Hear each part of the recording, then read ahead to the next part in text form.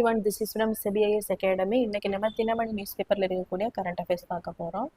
So முதல்ல பார்த்தீங்க அப்படின்னா சோம்நாத் சுயமரியாதை பெருவிழா. ஸோ இந்த டாபிக் பார்த்தீங்க அப்படின்னா குரூப் 1 ப்ரிலிம் சிலபஸ் யூனிட் 3 ஹிஸ்டரியில்.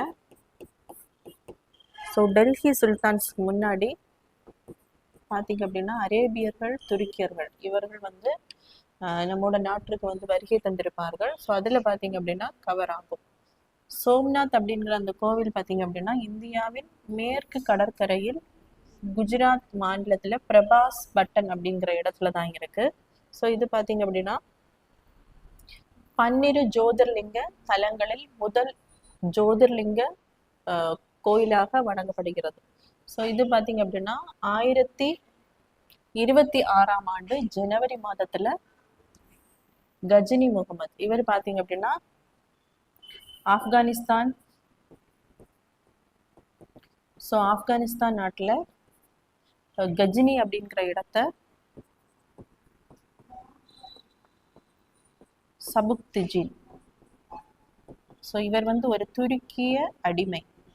ஸோ இவர் தான் ரூல் பண்ணியிருப்பாரு. இவருடைய பையன் தான் யாருன்னு பார்த்தீங்க அப்படின்னா முகமது கஜினி. இவர் பார்த்தீங்க அப்படின்னா அந்த செல்வங்களுக்காக இந்தியாவிற்கு வந்து 17 முறை படையெடுத்து வந்திருப்பாரு. ஸோ அதுல முதலாக 1026ஆம் ஆண்டு தான் இந்த சோம்நாத் டெம்பிளுக்கு வந்து அதிக அளவுல வந்து செல்வத்தை வந்து அதிக அளவு செல்வத்தை வந்து இங்கிருந்து எடுத்துட்டு போயிருப்பாரு.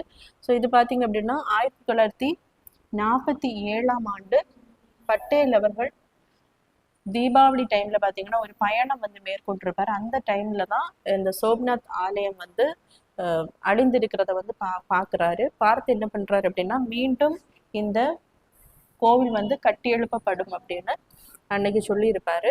ஸோ அந்த கடமை வந்து சர்தார் வல்லபாய் பட்டேல் தான் அந்த கடமையாக எடுத்து இந்த கோவிலை வந்து கட்டி எழுத்திருப்பாரு. ஸோ இது பாத்தீங்க அப்படின்னா 1951ஆம் ஆண்டு மே 11ஆம் தேதி. ஸோ அப்போ பார்த்தீங்கன்னா நம்ம பிரசிடெண்டாக இருந்தவர் நம்முடைய நாட்டின் முதல் பிரசிடென்ட் ராஜேந்திர பிரசாத் அவர்கள் தான் இதை திறந்து வைத்திருப்பாரு. ஸோ இந்த டைம்ல பார்த்தீங்கன்னா பட்டேல் அவர்களுக்கு KM முன்ஷி அவர்களும் மிக அதிகமாக உதவி வந்து புரிந்திருப்பார்.